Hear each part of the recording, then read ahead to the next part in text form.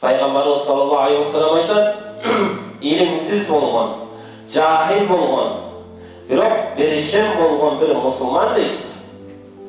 Алым болуп туруп, сараң болгон, бахил болгон инсандан Алла Таалага сүйүктүүрөөк дейт. Аллага жакшыраак дейт, Аллага жакыныраак дейт. Эч бир илимиңиз жок, жахил болгон бир инсан, бирок ушунчалык берешемдүүлүгү деген сыпаты бар.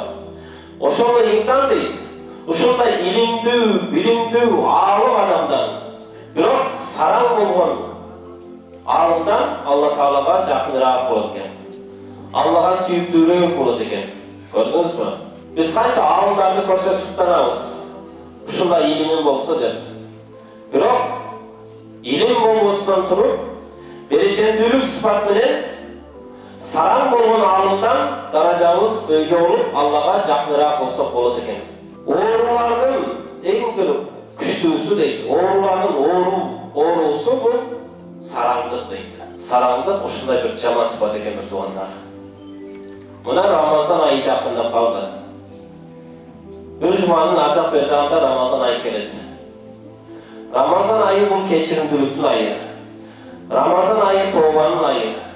Рамазан айы бул берешемдүүлүктүн айы.